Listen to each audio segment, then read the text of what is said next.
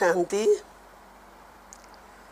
परमपिता परमात्मा ने दिव्य सृष्टि की रचना के लिए एक सुंदर मनमोहिनी दिव्य माला उन आत्माओं की बनाई जो मनुष्य वंश वृक्ष की बीज रूप के साथ जिन्होंने आदि से पाठ बजाया। उनमें एक विशेष रतन आदरणीय दादी और दीदी का जोड़ा था। दादी प्रकाशमणि जी और दीदी मनमोहिनी जी एक ऐसी दिव्य वंडरफुल जोड़ी थी जिन्होंने आत्माओं का बहुत कल्याण किया, विश्व कल्याण के परमात्म कार्य में सहभागी रहीं। उनमें एक मेरा सौभाग्य बहुत रहा कि मुझे इन दादी दीदी के साथ रहने का बहुत समय मिला। वैसे तो मैं जॉब करती थी, लेकिन जब 2 महीने की छुट्टी होती थी और इसके अलावा भी एक्स्ट्रा छुट्टी लेकर मैं मधुबन में प्रजापिता ब्रह्मा कुमारी ईश्वरीय विश्वविद्यालय के मुख्यालय माउंट आबू में रहा करती थी। वहाँ पर दीदी मनमोहिनी जी की मुझे विशेष पालना मिली और मैं जब पहली बार मधुबन के प्रांगण में पहुंची और सामने दीदी जी खड़ी थी, मधुर मुस्कान, शांत चित्त, दिव्य नेत्र, प्योरिटी की किरणें बिखेरती हुई और मंद मंद मुस्काती हुई मुझे निहार रही थी। मुझे इन बातों का तब पता नहीं था और हम हिस्ट्री हॉल में पहुंच गए। वहाँ पर उस समय जो क्लासेस होती थी वो प्रवचन का रूप नहीं होती थी।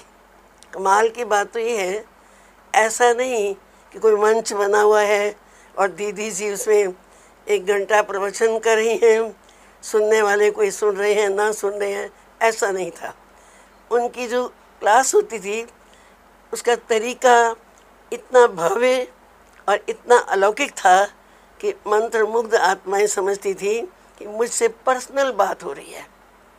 जैसे दादी प्रकाशमणि जी वैसे तो कन्या थी और दीदी मनमोहिनी जी गृहस्थ से आई थी, विवाहिता थी, लेकिन दोनों की प्योरिटी और मुस्कान, उनके प्रश्न, उनके जवाब देने का तरीका और आत्माओं को हैंडल करने का तरीका इतना नवीन और इतना दिव्य और रूहानी था कि देखते ही बनता था। जैसे हम कन्याएं बैठी थीं और दीदी जी कन्या बन के जैसे प्रश्न पूछती थी, दादी जी को कहती थी, दादी कभी कभी सिनेमा देने की छुट्टी दो ना, हमारा मन करता है। और प्रकाशमणि दादी जी उसका जवाब दिया करती थी। और कभी प्रकाशमणि दादी जी क्वेश्चन पूछती थी कन्याओं की तरफ से और दीदी मनमोहिनी उसका जवाब देती थी। ऐसे उनकी जो प्रश्नोत्तर हुआ करते थे वो ऐसे लगता था जैसे कि वो आपस में बातचीत कर रही हैं, लेकिन वो हमारे अंदर के जवाब हुआ करते थे। जितनी संशय, जितनी बातें हम लेकर गए थे, सब का जवाब उन्होंने बातों बातों में दे दिया। ऐसा किसी यूनिवर्सिटी में कोई मनोवैज्ञानिक, कोई प्रोफेसर भी ना करता होगा जो उन्होंने तरीका अपनाया हुआ था। लेकिन इतना नेचुरल लगता था और लगता था हम घर में बैठे हैं और हमारी बातें पूछी जा रही हैं। हम मंद मंद में मुस्कुराती थी। मैं सोचती थी इनको कैसे पता चल गया मेरे मन की ये बात है, और मैंने तो भी पूछा भी नहीं है। जो मैं पूछना चाहती थी उसके पहले ही दीदी जी वही बात पूछ लेती थी और दादी जी जवाब देती थी। कभी दादी जी पूछती थी तो दीदी जी जवाब देती थी। इस तरह से जितने भी ज्ञान के प्रश्नोत्तर, परमात्म ज्ञान की स्पष्टता और जितनी भी क्लैरिटी होती थी उनकी बातचीत के जरिए होती थी। ये बहुत अच्छा लगा मुझे। आजकल वर्कशॉप्स होती हैं, उसके नवीन नवीन तरीके खोजते हैं, क्वेश्चन बनाते हैं ये पूछेंगे, ऐसा करेंगे, इससे पूछेंगे। पर वंडरफुल बात है कि दीदी दादी जी कोई बहुत अधिक पढ़ी लिखी ना होते हुए भी वो इतनी विद्वत्तापूर्ण जवाब देती थी और ऐसे लगता था जैसे बहुत बड़ी स्कॉलर बैठी है। ये दीदी मनमोहनी जी की विशेषता मैंने देखी। और मुझे शुरू में कोई इच्छा नहीं थी कि मैं प्रजापिता ब्रह्मा कुमारी ईश्वरी विश्वविद्यालय में समर्पित होंगी, लेकिन दीदी मनमोहनी जी का तरीका ऐसा था। एक दिन उन्होंने मुझे अपने रूम में बुलाया और बड़े प्यार से, जैसे सखियां बात करती हैं ऐसे करती थी, मेरी साड़ी का पल्लू पकड़ के उंगल में घुमा रही हैं और साथ में कहती जा रही हैं, आप 10-15 दिन के लिए यज्ञ में रहो। मैं दिल में सोचती थी कि मैं तो रहना नहीं चाहती हूँ, पर इतनी बड़ी हस्ती को मैं मना कैसे करूँ, इतने पवित्र आह्वान को मैं नकार नहीं सकती। और मैंने कहा ठीक है दीदी जी, मैं रहूँगी, लेकिन आपको गंजी पहननी होगी।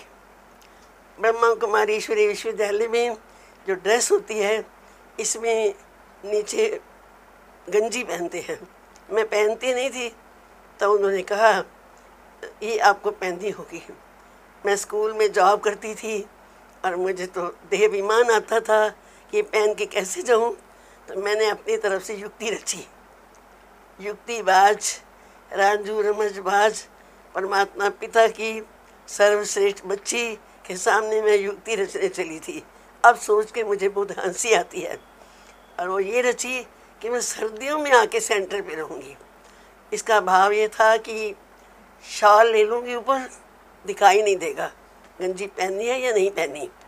और मैं एक बैग लेकर 15 दिन के लिए सेवा केंद्र पर आ गई। तब मैं चांदनी चौक सेवा केंद्र पर आई थी और दादी जी वहाँ की इंचार्ज प्रकाश बहन जी को कह रही थी, इस कन्या को बहुत अच्छे तरीके से हैंडलिंग देनी है, ये बहुत अच्छी कन्या है और ये बहुत आगे जाएगी। मैं सोच रही थी इनको किसने बता दिया कि अच्छी हैं, लेकिन अब समझती हूँ इतनी बुद्धिमान, इतनी योगन, अष्टशक्ति संपन्न, इनको बताने की किसी को कोई आवश्यकता ही नहीं थी। उनमें तो बहुत प्रभाव था, परख शक्ति थी, वो स्वयं ही समझती थी। मैं जब सेवा केंद्र पर गई तो मुझे ये कार्य मिला कि आपको दोपहर की क्लास करानी है। बड़े बड़े भाई लोग, व्यापारी, मेरी उम्र से दुगनी उम्र वाले और बड़ी बड़ी माताएं, मुझे उनकी क्लास करानी है। दीदी जी ने मुझे ये शिक्षा दी थी, किसी भी कार्य को कभी मना नहीं करना है। ये बात मैंने गांठ बांध रखी थी कि मुझे ना नहीं करनी है, और मैंने हाँ कर दी। अब शॉल लेकर सफ़ेद कपड़े पहन के मैं क्लास कराने चली। दीदी मनमोहनी जी की सूरत मेरे समक्ष आ रही थी और मैं सोचने लगी कि जो मैं इनको कहूँगी मुझे अवश्य धारण करना है। तब कहने का मज़ा है, ऐसा पूंगा पंडित नहीं बनना है, कहना कुछ अंदर कुछ बाहर कुछ। ये भी एक शिक्षा दीदी मनमोहनी जी ने बातों बातों में दी थी कि अंदर बाहर एक होना चाहिए, तो उसका प्रभाव कुछ अलग होता है, इससे ईश्वरीय शक्ति मिलती है। दीदी मनमोहनी जी ने ये भी शिक्षा दी थी कि अमृत वेले कभी मिस नहीं करना। जिस शक्ति की आपको कमी लगती है, शिव बाबा वो शक्ति भर देते हैं। तो आज मुझे याद आता है, मुझे यज्ञ में रहते 45 साल हो गए हैं और मैं 15 दिन के लिए आई थी, और अभी तो याद ही नहीं कि कोई और घर भी है। यही मेरा घर है। और दीदी मनमोहनी जी मेरी पहली शिक्षिका रही, उन्होंने मेरी बहुत पालना करी। उनकी रूहानियत देखते बनती थी, वो अपने कर्म से सिखाती थी, मुख से कम कहती थी, नैनों से अधिक कहती थी। इतने बड़े घर की होती हुई दीदी जी में इतनी सिंपलिसिटी थी। एक बार एक अशोक विहार में उनको निमंत्रण था और बहुत बड़ा प्रोग्राम था, और वो भवन जिसका था उसने ऊपर एक छोटा सा कमरा एक बंदेली माता को दे रखा था। उस बेचारी के पास तो इतना था भी नहीं कुछ, और दीदी जी वहाँ पर बेड पे लेटी हुई थी। मुझे ऊपर बुलाया गया और कहा जूस बनाना है दीदी जी के लिए। मैंने कभी जूस बनाया नहीं था, मुझे तो बना बनाया मिलता था। अब जो ही मैं बनाने लगी, बड़ी खुश हो रही थी, बीच बीच में दीदी का चेहरा देखती जा रही थी। इससे एकाग्रता तो भंग होती है ना। पीछे याद आया कि दीदी मनमोहनी जी कहती थी, जो भी कार्य करो तन्मयता से करो, उसी में ध्यान हो, ऐसे नहीं करो एक सोचो दूसरा। और मैं तो देखती जा रही थी दीदी को। जूस का गिलास बना, मैं बहुत खुश हुई, और मेरा हाथ लगा, जाने क्या लगा, पल्लू लगा, वो गिर गया, सारा जूस गिर गया। मैं तो हिया कहाँ उठा, पता नहीं अब दीदी जी क्या कहेंगी, डांट पड़ेगी या क्या होगा। पर मैंने देखा दीदी जी ने मुझे अपने पास बुला के बहुत प्यार किया, जैसे मैंने कोई श्रेष्ठ कार्य करके आई हूँ, इनाम जीत के आई हूँ। दीदी जी ने कहा कोई बात नहीं, ऐसे होता है, कोई बात नहीं। इतना सहज कर दिया मेरे लिए, जैसे मैं सचमुच में सोचने लगी कोई बात नहीं। जिसके घर में कमरे में बैठी हुई थी, उनकी इतनी सामर्थ्य भी नहीं थी कि इतनी जल्दी वो दूसरा फल बढ़िया अरेंज कर ले और जूस तैयार हो जाए। जाने किसने बनाया होगा, लेकिन दीदी जी बड़े तरीके से मुझे समझाया कि ये ऐसा क्यों हुआ, क्योंकि ध्यान दूसरी तरफ था। बुरा नहीं लगता था उनकी शिक्षा, ये बड़ी कमाल की बात थी। एक बार मुझे पास बैठा के कहती हैं, ये साड़ी तो बहुत बढ़िया है, ये कहाँ से ली थी। मैं तो साड़ी का वर्णन करने लगी, और उसके बाद दीदी ने कहा, मैं तो बहुत सिंपल साड़ी पहनती हूँ, देखो राज मेरी साड़ी देखो। तो आपने जहाँ से ली है आप ऐसी और भी मंगवाना। तब मुझे बहुत लज्जा आई कि दीदी जी किस भाव से कहना चाहती हैं। इतनी बड़ी दीदी, संस्था की अतिरिक्त प्रशासिका, उनको साड़ियों की कमी तो नहीं है, एक से एक बढ़ के उनको मिल सकती हैं। पर मुझे वो कुछ सिखाना चाहती थी कि हम ईश्वरीय सेवा पर निकले हैं, इस आध्यात्मिक राह पर चले हैं, तो हमें किस तरह के वस्त्र पहनने हैं। और बात करती जाती थी, कंधे पे हाथ फेरती थी, और हमारा पल्लू भी ठीक करती रहती थी, जहाँ से थोड़ा आगे पीछे वो सेट करती रहती थी, और पूरा ढक के फिर कहती थी ऐसे होती है ब्रह्मा कुमारी। साथ साथ सिखाती भी जाती थी।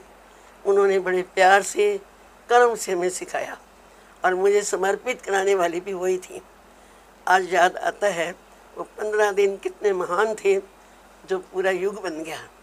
और जब मैं मनमोहनी भवन में जाती हूँ कभी, तो मुझे दीदी मनमोहनी जी बहुत याद आती हैं, कि उनकी याद में जी बना हुआ है। लेकिन उनके जीवन में जो यादगार वो छोड़ गई हैं, हमारे दिलों पे जो छाप छोड़ गई हैं, वो तो हम कभी भूल नहीं सकते हैं।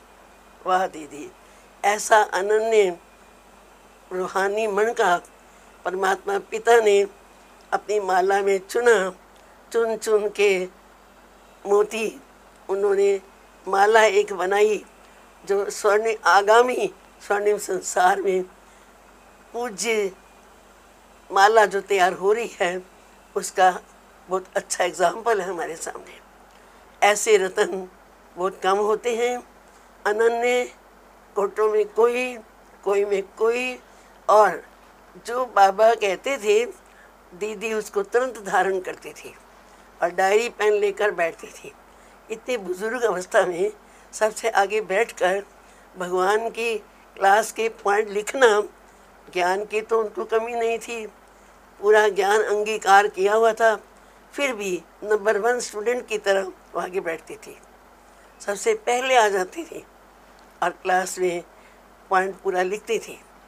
उस टाइम वो किसी को नहीं देखती थी, एक बाबा, एक स्टडी, और मैं, बस ऐसी विभूति, प्रेरणा स्रोत हमारे जीवन में हमें मिली, जो उनके साथ बीते हुए क्षण बहुत याद आते हैं। काश ऐसी क्लास फिर मिल जाए जिसमें कोई प्रवचन नहीं करे, लेकिन दीदी मनमोहनी की आत्मा जैसे बैठी है और साथ में दादी जी और प्रश्नात्मक विधि से हमारे मन की बातें वो कह रही हैं। ऐसी अनन्य क्लास, अनन्य शिक्षाएं और परमात्मा पिता की सामने प्रेरणात्मक स्रोत दीदी मनमोहनी जी को जितना भी याद किया जाए कम है। हृदय से उनको नमन होता है और ऐसा लगता है जितनी मन को मोहने वाली दीदियाँ उन्होंने तैयार की हैं, आज एक एक जगत जननी बन के विश्व के आगे जैसे अनेक दीदी मनमोहनी तैयार हो गई हैं और विश्व को लाभान्वित कर रही हैं, आत्माओं को प्रेरणाएं दे रही हैं। इस तरह से हमें विशेष उनके अवसर पर न केवल वर्णन करना है, न केवल उनकी बातें याद करनी है, अपितु उनको जीवन में लागू करके किया भी है और उनके संसार के सामने सैंपल रखना है। ऐसी मेरे मन में उनके प्रति भावना जाग रही है और समय की सीमा होती है, दिल करता है वो सुनाती जाएं, हम सुनते जाएं। जैसे दीदी जी जीवंत हो उठी हैं, वो कहीं गई नहीं है, हमारे समक्ष ही हैं और वो कहती जा रही हैं, हम अंगीकार करते जा रहे हैं। उनकी वाणी ऐसे लगती थी, सहज भाव से बोलती थी, एक ही लय में बोलती थी, ऐसे नहीं कभी बीच में जोश में बोला फिर एकदम धीरे हो गई और लास्ट में एकदम वो नहीं, आद्योपांत शुरू से अंत तक उनकी एक लय हुआ करती थी और लगता था जैसे शिव बाबा ही उनकी वाणी में उतर आए हैं और हम सबको अमृत रस पिला रहे हैं, आमीय रस पिला रहे हैं और हम आत्मा उसको पीकर अमर बन गई हैं। ओम शांति।